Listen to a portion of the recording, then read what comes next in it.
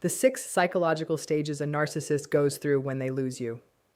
And I want to be clear about something before we go a single step further, because the word stages implies a neat, linear, orderly progression that moves in one direction at a predictable pace. And almost nothing about a narcissist's psychology is neat, linear, orderly, or predictable. So when I say stages, what I actually mean is this: a sequence of internal experiences that the narcissist moves through, sometimes rapidly, sometimes over months, sometimes cycling back to earlier ones without warning, sometimes running 2 or 3 of them simultaneously in a way that looks like chaos from the outside, but has its own internal logic once you understand what's driving it. And understanding what's driving it, understanding the psychological machinery underneath the behavior you've probably already witnessed or are currently watching from a careful distance, is exactly what this episode is designed to give you. Because here's what most content about narcissists losing people gets wrong. It focuses almost entirely on the behavior, what they do, how they act, what the hoovering looks like, what the smear campaign sounds like, what the replacement relationship is designed to communicate. But behavior is just the surface. Underneath the behavior is a psychology that is far more specific, far more fragile, and far more revealing than most people ever get close enough to understand. And by the end of this episode, you are going to understand it completely. So let's begin. Stage 1 is the one that catches almost everyone off guard because it is not what people expect the first stage to be. People expect rage, people expect immediate retaliation, immediate smear campaigns, immediate replacement, and sometimes those things do come, but almost never first. What comes first in the immediate aftermath of losing someone, particularly someone who was a significant source of supply, someone whose presence, attention, and emotional investment genuinely sustained the narcissist's sense of self in ways they were never fully conscious of. What comes first is something that looks from the outside almost exactly like indifference. A cool, composed, almost eerie calm. The narcissist goes about their life. They post on social media with a casualness that seems impossible given what just happened. They mention the ending to mutual friends without visible distress. They do not appear to be falling apart in any of the ways you might expect someone to fall apart when a significant relationship ends. And if you are the person who left, watching this from whatever distance you've managed to create, this apparent indifference lands like a confirmation of every worst fear you carried throughout the relationship: that you never really mattered, that the connection was never real, that you were replaceable before you even walked out the door. But here is what is actually happening underneath that indifference. And this is the part that changes everything. What looks like calm is not calm. What looks like indifference is not indifference. What you are actually watching is a narcissist's defense system activating at full capacity in response to a threat it was not fully prepared for. And that defense system is called devaluation. And in this first stage, it is being deployed not against you, not yet, but internally against the significance of what just happened. The narcissist is not processing the loss, they are refusing the loss. They are in real time reconstructing their internal narrative around the ending in a way that strips it of its weight, strips you of your significance within it, reduces the relationship to something that was never as important as it appeared from the inside, at least not to them, at least not in the version they are rapidly assembling to protect themselves from having to feel what it would actually cost them to feel this fully. This is not a conscious process. This is not the narcissist sitting somewhere deciding to perform indifference as a strategy, though it will later become strategic. In this first stage, it is purely defensive. It is a psychological immune system responding to potential devastation with the only tool it has ever reliably had access to: the ability to make something feel like it matters less than it does. Stage 2 arrives when the devaluation stops being enough, and it stops being enough at the exact moment reality begins penetrating the narrative the narcissist constructed in stage 1. This penetration usually comes from the outside, from the absence of the things you provided that they didn't fully register as supply while you were providing them. Not the obvious supply, not the admiration and the attention and the emotional investment that the narcissist consciously enjoyed and consciously sought. The subtle supply, the way you laughed at something they said. The specific quality of your attention when they were talking. The fact that you knew their coffee order and their triggers and their history and the particular way they needed to be handled in certain moods. The intimate, detailed, irreplaceable knowledge that builds up in a long relationship and quietly structures a person's daily experience in ways they never consciously catalog until it's gone. When that starts being absent, when the shape of the days without you starts revealing all the places you used to occupy that the devaluation narrative conveniently forgot to account for, stage 2 begins. And stage 2 is panic. Not expressed panic, almost never expressed panic, because the narcissist's relationship with vulnerability is far too compromised for that. Internal panic, a sudden disorienting awareness that the thing they dismissed as manageable is not, in fact, entirely manageable, that the supply gap is real, that the loss has dimensions they did not anticipate when they were constructing the indifference of stage 1. This is where the hoovering impulse is born, though it may not be acted on immediately. The narcissist starts tracking you more closely than the indifference performance would suggest. They check your social media with a frequency that contradicts everything they told themselves and everyone else about not caring. They ask mutual friends questions that are framed casually, but are gathering specific intelligence. Are you okay? Are you moving on? Are you with someone? Do you seem like you are doing better or worse? They are not doing this from love. They are doing this from the same impulse that drives someone to keep checking a wound, not to heal it, but to assess its depth, to understand how seriously they should be taking what has happened to them. And what they discover in this monitoring, more often than not, is information that triggers stage 3 immediately and without warning. Stage 3 is rage. And this rage is different from the ordinary anger most people experience in relationship endings. Different in its quality, different in its targets, different in its specific psychological function. This is not the rage of heartbreak, not the rage of grief looking for somewhere to land. This is narcissistic injury expressed as aggression, and it is directed outward with a precision and an energy that reveals exactly how destabilized the narcissist actually is underneath everything they have been performing since stage 1. The smear campaign that starts in this stage is not random. It is not disorganized. It targets the specific things about you that the narcissist knows from years of intimate knowledge will be most vulnerable to attack. Your reputation with mutual friends, your credibility in shared spaces, the private things you trusted them with that can now be reframed, taken out of context, weaponized in a narrative where they are the reasonable one and you are the problem that the relationship couldn't survive. This is the stage that the people who loved you during the relationship find most confusing because the person they are watching construct this narrative is using information and access that only exists because you trusted them. The intimacy of the relationship is being converted into ammunition for its destruction, and the cruelty of that conversion is not incidental. It is the point because the rage of stage 3 is not about punishing you, not primarily. It is about restoring the narrative control that your departure threatened. You leaving, especially you leaving with clarity and composure, told the story about who was the problem in that relationship. Stage 3 is the narcissist's attempt to rewrite that story before it solidifies in the minds of everyone watching. But here is what makes stage 3 so psychologically revealing and what plants the seed for everything that comes after it. Even as they are launching the smear campaign, even as they are circulating the new version of events where they are the victim and you are the villain, there is a frantic, desperate quality to the aggression. It is loud because it has to drown out something else. It is aggressive because the alternative to aggression is the terrifying realization that they are no longer in control of how you see them, how others see them, or how the story of their life is being told. And that brings us directly into the 4th stage, which is substitution, or the desperate search for immediate replacement. When the rage does not restore the equilibrium, when the smear campaign does not fill the gap, when the internal panic of stage 2 and the defensive aggression of stage 3 both fail to produce the comforting illusion that nothing of value has been lost, the narcissist enters the substitution stage.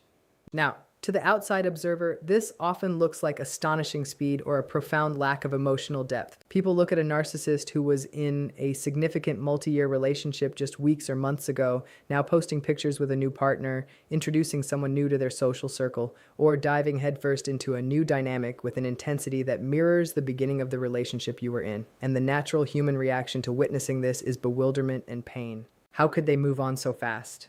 Did they ever care about me? Was anyone ever real to them?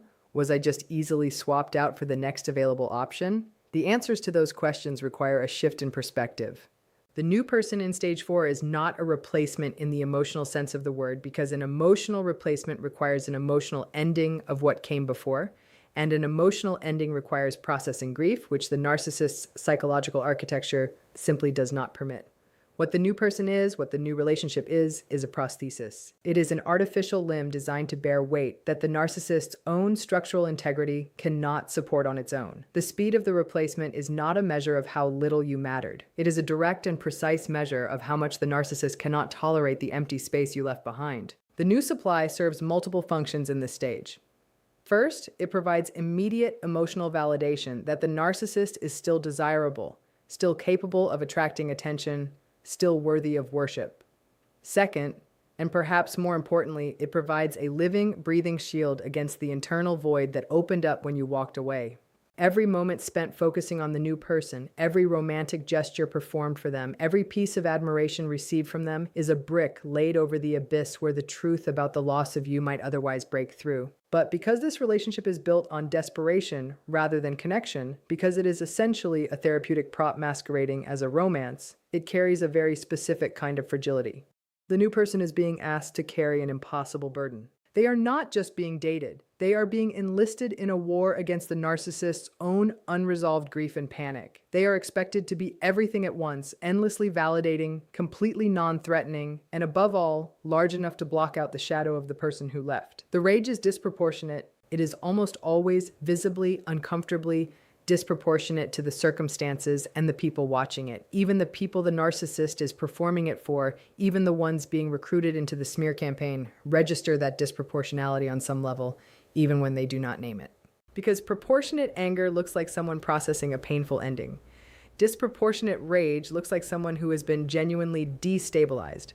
And a narcissist who is genuinely destabilized is a narcissist who cared more than they were supposed to, lost more than they planned to, and is now burning everything in the vicinity to cover the evidence of how much this is actually costing them, which means the rage of stage 3, as damaging as it can be to the people on its receiving end, is also the most honest communication the narcissist has produced since the relationship ended. And what it is communicating underneath all of the noise and the cruelty and the narrative warfare is something they would never say out loud in any other form. It is communicating that you mattered, that this loss has weight. That the performance of stage 1 was exactly what it appeared to be to anyone looking closely enough, a performance. And what comes after the rage burns itself out, and what the narcissist finds waiting for them when the noise settles, and why stages 4, 5, and 6 are the ones that actually explain why some people never fully escape this dynamic, even long after they should have. That is the part of this story that we are going to go into next. What comes after the rage burns itself out is a silence that feels different from the silence of stage 1. The stage 1 silence was constructed, deliberately assembled, a performance of not caring engineered to protect the narcissist from having to feel the full weight of what had happened. The silence after stage 3 is different because it is not constructed at all. It is what remains when the energy required to sustain the rage finally runs out and there is nothing left to replace it with. No next move immediately available, no narrative to build, no supply source to redirect toward, no performance left in the tank. And what remains in that silence is stage 4. And stage 4 is the one that nobody who has ever watched a narcissist from the outside would ever guess was happening, because it looks nothing like what it is. From the outside, it looks like the narcissist has finally moved on, has finally settled into the new life they built so visibly and so aggressively in the earlier stages, has finally stopped caring if they ever really started. But from the inside, in the private experience of the narcissist in the quiet moments, they are still working very hard to avoid. Stage 4 is the closest thing to genuine grief that a narcissist's psychology is capable of producing. And it is nothing like the grief most people know, because it is grief that cannot be named as grief, cannot be expressed as grief, cannot be processed through any of the channels that grief normally moves through. Because to name it, grief would be to admit that something was lost. And to admit that something was lost would be to admit that something mattered. And the entire architecture of the narcissist's self-protection is built on the foundational claim that nothing and no one matters more than they choose to let matter. So the grief sits there unnamed and unmoving inside a psychology that has no room for it and no tools to work with it, producing a heaviness that the narcissist experiences as irritability, as restlessness, as a low-grade dissatisfaction with everything in their current life that they cannot trace back to its actual source. Because tracing it back would require an honesty they are not structurally capable of. This is the stage where the replacement relationship, if one was acquired in the earlier stages, starts showing its limitations most clearly. Because the new person was selected for their ability to produce supply, for their availability and their admiration, and their willingness to occupy the role that became vacant when you left. They were not selected because they are genuinely compatible, genuinely interesting to the narcissist at depth, genuinely capable of the kind of knowing that the narcissist, somewhere in the unnamed grief of stage 4, is quietly aware they had and lost. The new relationship produces supply, but not sustenance. It fills the immediate gap, but not the deeper one. And the narcissist, moving through stage 4 in the only way available to them, restlessly, irritably, without the vocabulary to explain what is wrong, starts treating the new person with a version of the same devaluation that eventually ended every previous relationship. Because the new person cannot fix the problem, and the narcissist's psychology does not allow them to identify the problem accurately. And so, the frustration of the unfixable problem lands on the nearest available target. This is the cycle perpetuating itself. This is the pattern that has been running largely unchanged across every significant relationship the narcissist has ever had. But stage 4 has a quality that previous iterations of this cycle did not carry: the ghost of the super-empath, or simply the person who saw them clearly, moving through the background of it, making the new relationship feel thinner than it should, making the supply feel less sustaining than it used to, making the performance feel slightly more effortful than it has ever felt before. Stage 5 begins when the narcissist decides to do something about the ghost, and what they decide to do is always some version of the same thing. They attempt to re-establish contact, not always directly, sometimes through the mutual friend who has been maintained as an intelligent source since stage 2, sometimes through a social media interaction so precisely calibrated to seem accidental that the calculation behind it is visible to anyone paying attention, sometimes through a direct message that is crafted to seem spontaneous and vulnerable while actually being a very deliberate probe, testing whether the door is still open, whether the supply source is still accessible, whether the clarity you left with has softened with time into something they can work with. This is the hoovering that was born in stage 2 finally being acted on, delayed until the rage of stage 3 burned through, and the unnamed grief of stage 4 created enough internal pressure to override the pride that was preventing action. And the version of themselves that the narcissist presents in this re-entry attempt is almost always the stage 1 version of the relationship, the version that was warm and attentive and extraordinarily good at making you feel chosen and understood. The love bombing is reactivated. The charm that worked the first time is deployed with the same precision and the same apparent sincerity because to the narcissist in this moment, it does carry a version of sincerity. They genuinely want the supply back. They genuinely feel the absence of what you provided, and that genuine wanting produces a performance of vulnerability that is almost indistinguishable from the real thing, especially to someone who loved them, who knows how good it felt when it was good, who has been doing the hard and lonely work of building a life without them, and is perhaps not entirely impervious to a reminder of what existed before everything went wrong. This is the most dangerous moment in the entire sequence for the person on the receiving end. Not because the narcissist is being consciously malicious, though the impact is the same regardless of the intention behind it, but because the re-entry of stage 5 is designed, consciously or not, to find and exploit the exact gap between your healing and your longing, the gap between who you are becoming and who you were with them, the gap between the clarity you built in your distance from them and the nervous system memory of the connection that existed before the pattern fully revealed itself. And that gap, in many people, is real.